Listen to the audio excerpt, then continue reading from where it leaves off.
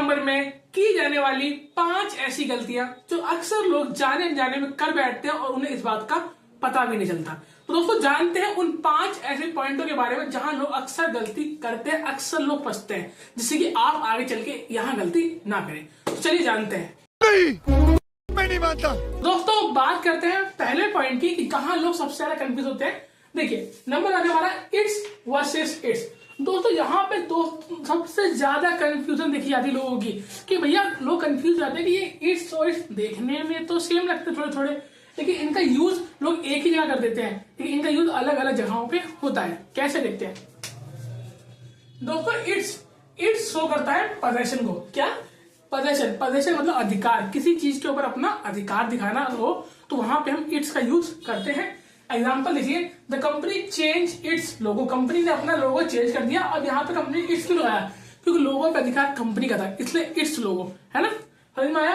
अब दूसरा है इट्स। दोस्तों इट्स जो है ये शो करता है कॉन्ट्रैक्शन। कॉन्ट्रैक्शन मतलब कि जो इट्स बना है इट प्लस इससे, या फिर इट बना है इट्स प्लस हैज से। ये कैसे मालूम चलेगा कहाँ इट्स का मतलब इट इज है, कहाँ इट्स का मतलब इट हैज है, वो एग्जांपल से बात करेंगे।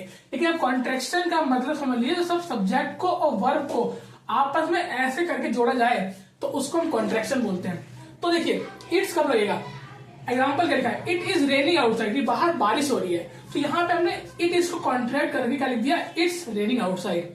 और it has been a long day, कि एक लंबा डे है, तो इट हैज को भी हमने कॉन्ट्रैक्ट करके क्या बना दिया, इट्स। तो ये आपको पढ़ के मालूम चल जाएगा कि कहाँ इसका मीनिंग इट इज है, कहाँ इसका मीनिंग इट हैज। तो आपको इट्स वर्सेस इट्स का मीनिंग सही में आया।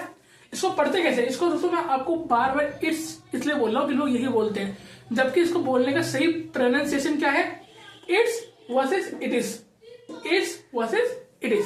समझ में आया। अब दोस्तों अगले पॉइंट की बात करते हैं, लोग कंफ्यूज होते हैं। दूसरा पॉइंट है योर वर्सेस यू आर।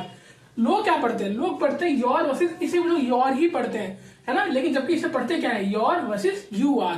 कैसे देखिए, योर का मतलब वही सेम पोजेशन, अधिकार दिखाने के लिए। Example, this is not your book, ये आपकी किताब नहीं है। योर यू आर जो बना है कॉन्ट्रैक्शन जो बनाया किस किस के, यू जो कि सब्जेक्ट होता है और आर जो कि वर्ब होती है। तो यू प्लस आर को जोड़ के क्या बना दिया लोगों ने, योर और यू आर।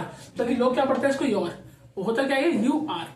ठीक है, तो क्या लिखा हुआ है, you are not a good person, you are not a good person. तो यहाँ पे यू और आर को जोड़ के क्या बन गया हमारा, ये वाला यू आर। तो आपको ये 2 पॉइंट समझ में आए। अब बात करते हैं अगले पॉइंट की, बात करते हैं अगले पॉइंट नंबर 3 की। देयर एंड देयर नहीं दे आर, यही तो कंफ्यूजन है। बहुत लोग इसको देर पढ़ते हैं, जबकि ये देर नहीं दे आर है। तो साला ये दुख का खत्म नहीं होता बे। अभी समझ लेते हैं। देखिए सबसे पहले बात करते हैं देर की। देर का मतलब होता है प्लेस और एग्जिस्ट है, मतलब कहीं की प्लेस की, कहीं एग्जिस्टेंस की बात चल रही है। जैसे कि हेयर मतलब यहाँ, देर मतलब वहां, मतलब कोई प्लेस कोई जगह। ठीक है, अब देर, दूसरा देर स्पेलिंग देखिए THEIR, ये शो करता है पोजेशन। अब पोजेशन का मतलब बताने की नीड तो नहीं है ना, अभी बताया था अधिकार। और ये जिसको लोग देर पढ़ते हैं, जो कि देर नहीं दे आर है, ये क्या शो करता है, ये शो करता है कॉन्ट्रैक्शन। अगर आप नोटिस करें तो ये 2 बातें तो हमने अभी पिछले पॉइंट से भी डिस्कस की थी, कॉन्ट्रैक्शन और पोजेशन। तो देर और कॉन्ट्रैक्शन किसका शो करेगा, दे का प्लस आर का। ठीक, आगे आप करें एग्जाम्पल। सबसे एग्जाम्पल देखते हैं, book is there on the table, की किताब वहां टेबल पे रखी है, वहां के लिए हमने यूज किया देयर। ठीक, देयर हाउस इज ब्यूटीफुल, उनका घर सुंदर है, उनका घर सुंदर है। उनका मतलब ये क्या शो कर रहा है, पोजेशन शो कर रहा है। ठीक है, दे आर गोइंग टू बीच, वह बीच पे जा रहे हैं, और ये दे आर शो कर रहा है दे प्लस आर को, सब्जेक्ट प्लस वर्ब को। तो आपको ये 3 पॉइंट क्लियर हुए। आगे करते हैं मच वर्सेस मैनी। तो बहुत ही ज्यादा कंफ्यूजन लोग करते हैं मच वर्सेस मैनी। अगर मैं आपको बता दूं कि इन पॉइंट्स का यूज आपके ग्रामर को अच्छा कर देगा, लेकिन साथ साथ आपकी स्पीकिंग पे भी इफेक्ट डालेगा। कि बहुत लोग अगर इनका मीनिंग ही नहीं समझ पाएंगे तो स्पीकिंग में भी इनका गलत प्रयोग करेंगे। उन्हें नहीं पता होगा भैया कहाँ मच लगाना है, कहाँ मैनी लगाना है। इसलिए आओ सीख लो। ठीक है, देखो मच हमारा यूज होता है अनकाउंटेबल थिंग्स के लिए। अब काउंटेबल क्या होता है, अनकाउंटेबल क्या होता है, जब हम नाउन पढ़ेंगे तब हम करेंगे डिस्कस, लेकिन अभी भी आप समझ लीजिए। देखिए काउंटेबल अपने नाम से ही बता रहा है कि जो चीज काउंट हो सके, जिस चीज को काउंट किया जा सके, वह काउंटेबल है। फॉर एग्जाम्पल मैं आपसे पूछूं मेरे हाथ में भी कितने मार्कर हैं, तो आप काउंट करके बता सकते हो कि भैया आपके हाथ में 4 मार्कर है ना।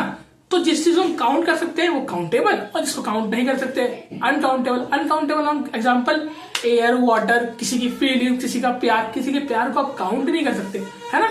तो आपको एक बेसिक में आ गया। बाकी जब हम नाउन करेंगे अपनी सीरीज चलेगी इंग्लिश ग्रामर की, उसके अंदर तब हम डिस्कस करेंगे। क्या नहीं पता सीरीज के बारे में, तो आपको दोस्तों बता दूं कि हमारी इंग्लिश ग्रामर की एक सीरीज चल रही है जहां पे डेली हम इंग्लिश ग्रामर के चैप्टरों के बारे में डिस्कस करते हैं, detail wise, basic to advance.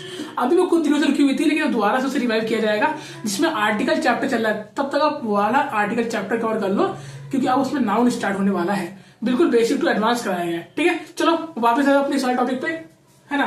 तो मच वर्सेस मैनी की हम बात कर रहे थे, है ना। मच वर्सेस मैनी की हम बात कर रहे थे दोस्तों। देखिए मच और uncountable, many countable. Example how much water do you drink daily, how much water. अब पानी को भी गिन तो सकते नहीं है, कितना पानी दिन में पीते हो। अब तुम किसी को बता सकते हो क्या कि मैं 10 पानी पीता हूँ, है 10 पानी, ये तो मीनिंगलेस बात हो गई ना। इसलिए पानी को हम गिन नहीं सकते, इसलिए आपने लगाया मच।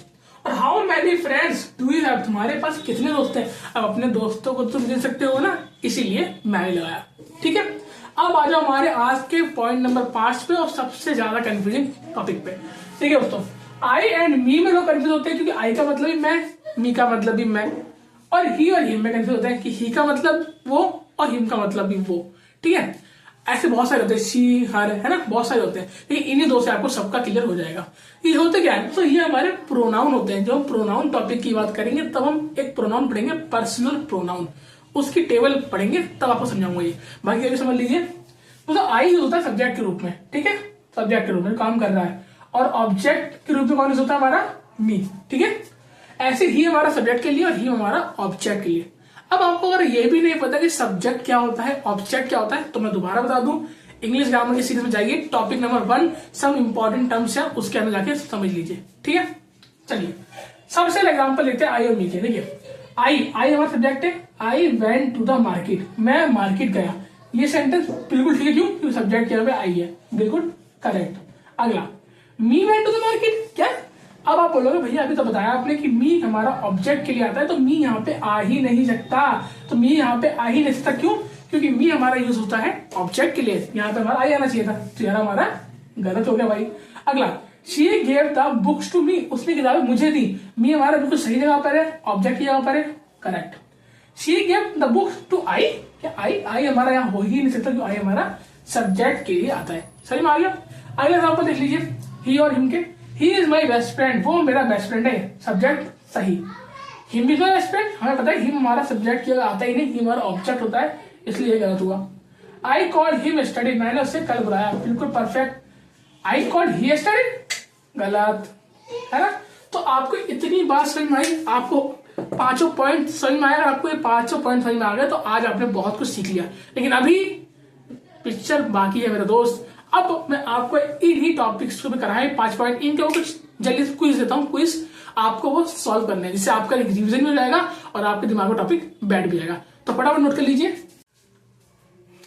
दोस्तों, हमारे 5 पॉइंट खत्म हो गए, लेकिन अब आ रही है क्विज की। आपके सामने कुछ 8 क्वेश्चन हैं, इन क्वेश्चन के आंसर आपको कमेंट बॉक्स में बताने हैं, ठीक है। 5 क्वेश्चन एक बार देख लीजिए। डैश सो ब्यूटीफुल, आपको बताना है यहाँ पे इट्स आएगा या इट इज आएगा। Dash such a greedy person, इन दोनों में से क्या आएगा। ऐसे यू डोंट नो, मी और आई में से I saw him, there they are. I have dash book, much many. She called dash at her place, he him.